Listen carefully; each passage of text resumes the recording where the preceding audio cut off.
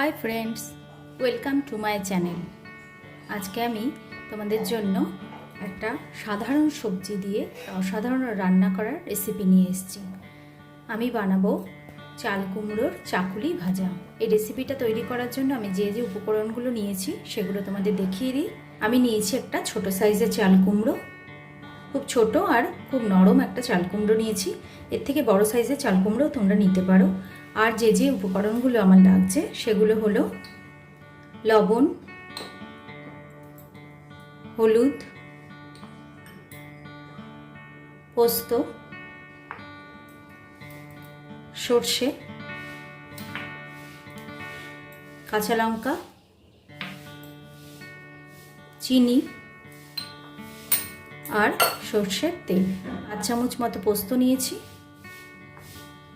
1 চামচ মতো সর্ষে নিয়েছি। এই চাল কুমড়োটাকে পিস করে কেটে নেব। সবার প্রথমে এর খোসাটা ছাড়িয়ে নেব।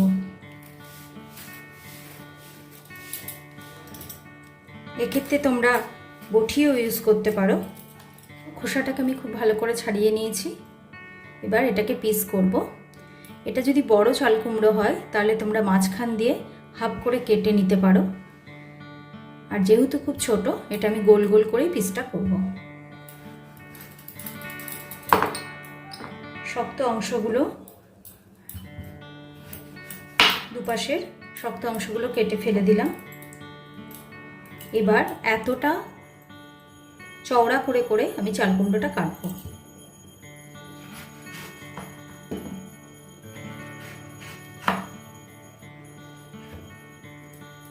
এবার আমি এই পিসটার মাঝখান দিয়ে ছুরিটা পুরব, কিন্তু পুরোটা কেটে ফেলবো না।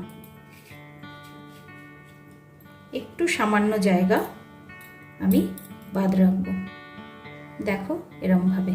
আর যদি এটা হাফ করে করো তাহলে পিঠের অংশ থেকে এইভাবে ভেতর দিকটায় খানিকটা পুড়ে দিয়ে চিড়ে নেবে। আশা করব তোমাদের বোঝাতে পারলাম। হাফ করলে এ পাশ থেকে খানিকটা চিড়ে নেবে, পুরো জয়েন্টটা যেন আলাদা না হয়ে যায়। একটা অংশ একটু আটকে রাখবে। যেহেতু এটা খুব ছোট চাল কুমড়ো, সেজন্য হাফ করে আমি নিইনি। এ দেখো এইভাবে সবকটা অংশকে আমি টুকরো করে নেব। দেখো সবকটা টুকরোকেই আমি এরমভাবে চিড়ে নিলাম। এবার আমি এগুলোকে সামান্য ভাপানোর জন্য কড়াইয়ে গরম জলে দেব। কড়াইয়ে খুব সামান্য জল, হাফ কাপ মতো জল আমি গরম করতে দিয়েছি, যাতে চাল কুমড়োটা সেদ্ধও হয়ে যায় আর অতিরিক্ত জল আমাকে ফেলেও না দিতে হয়। একই সাথে চাল কুমড়ো সেদ্ধের সাথে জলটা পুরোটা টেনে নেবে, সেরকম পরিমাণেই জল আমি ব্যবহার করব। এতে দিয়ে দেব সামান্য লবণ,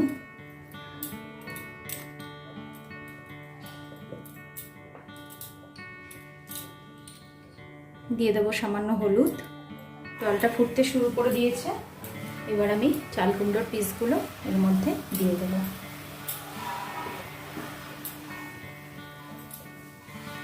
এবার আমি কড়াইয়ে ঢাকনা দিয়ে দেব।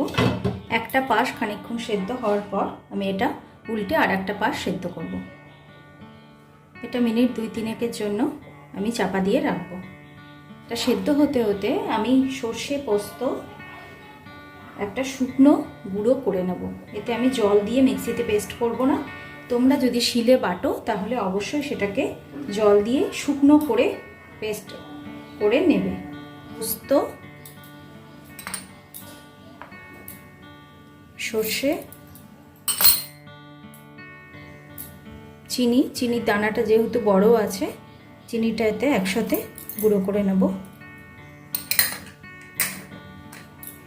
এটাকে আমি শুকনো গুঁড়ো করব, সাথে 2টো কাঁচা লঙ্কাও দিয়ে দেব। আমি জল দিয়ে পেস্ট করব না, কারণ এরকম ঘনত্বের সর্ষে পোস্ত বাটাটা প্রয়োজন, সেরকমটা মিক্সিতে পেস্ট করে নেওয়া খুব একটা সম্ভব হবে না। তাই আমি এটাকে শুকনোই গুঁড়ো করে নেব। সর্ষে পোস্তর আমি একটা শুকনো গুঁড়ো তৈরি করে নিয়েছি। এবার এটা দিয়ে আমি চাল কুমড়োর ভেতর স্টাফিং করব। তার আগে আমি চাল কুমড়োর আর একটা পাশ উল্টে দেব। দেখো 2 মিনিট হয়ে গেছে। এবার আমি আর একটা দিক নরম হতে দেব।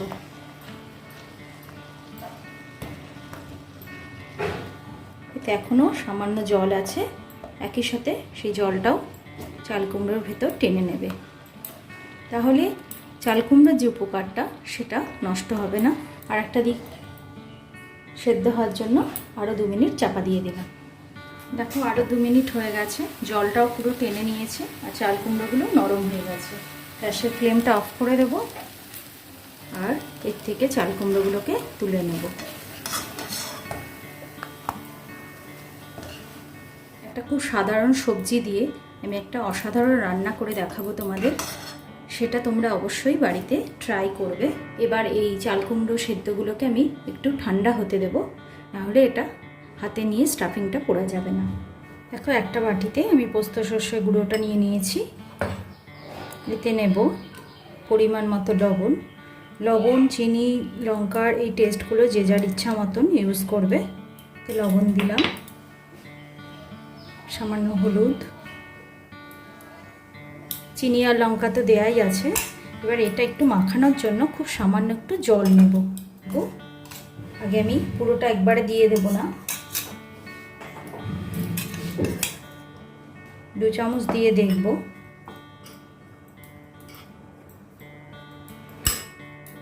আরও 1 চামচ এতে ব্যবহার করা যেতে পারে।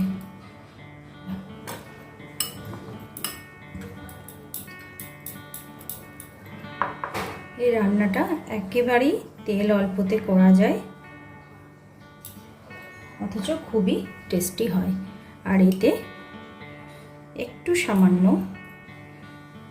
মানে কোনো রকমে 1 চামচ মতো তেল দিলাম, দিয়ে স্টাফিংটাকে ভালো করে মাখিয়ে নেব।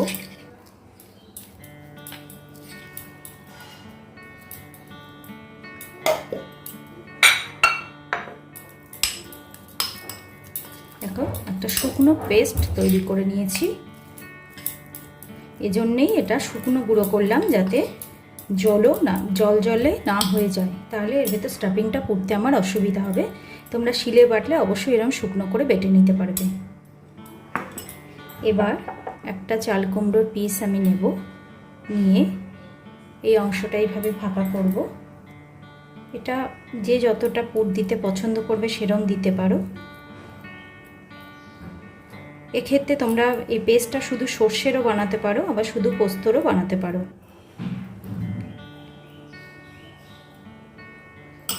দেখো আমার স্টাফিংটা পোড়া হয়ে গেল। এবার এই দুটোকে একসাথে আটকে দেব।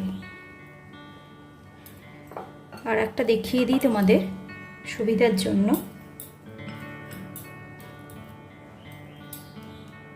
খুবই পুরনো একটা রান্নার রেসিপি, অথচ ভীষণই টেস্টি আর অল্প তেলে রান্না। দেখো এটাতে স্টাফিং পোড়া হয়ে গেল। এবার দুটো পাশ একসাথে আটকে দিলাম। এই একই রকমভাবে আমি সবকটা চাল কুমড়োর ভেতরে পুর ভরে নিয়ে তোমাদের দেখাচ্ছি। আবার আমি সবকটা চাল কুমড়ো পিসের ভেতরে স্টাফিং পুরে নিয়েছি।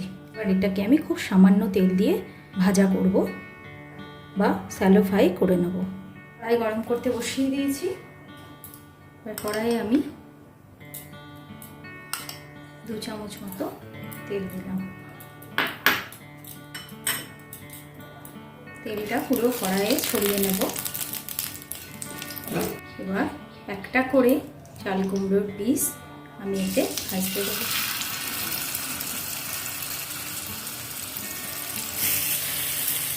একসাথে আমি 4টেই দেবো, এর বেশি আর এতে দেবো না। গ্যাসটা কমিয়ে হালকা আছে এটা ভাজতে হবে। তো একটা পাশ ভাজা হয়ে গেছে, এবার আমি উল্টে দেবো। আর একটু লালচে ভাজতে হলে আর একবার ঘুরিয়ে ভাজবো। এই পাশটা একটু ভাজা হয়ে যায়, একই সাথে এটা যতটা নরম হওয়া বাকি আছে সেটাও হয়ে যাবে। খুবই অল্প আছে এটা ভাজতে হবে। দেখো এদিকটা আর একটু লালচে করে ভেজে নিতে পারি। পুরো ভাজাটা কতটা ভাজবে, কড়া করে ভাজবে না হালকা করে, সেটা নিজের পছন্দ মতন করে নিতে হবে।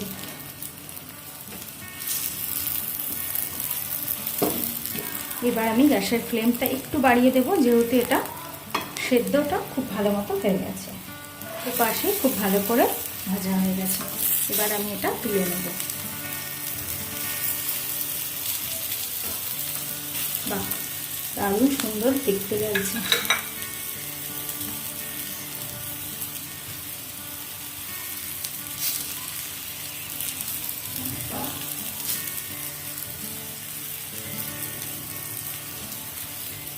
এবার গ্যাসের ফ্লেমটা কমিয়ে দিয়ে আমি এগুলো একটা একটা করে তুলে নেব।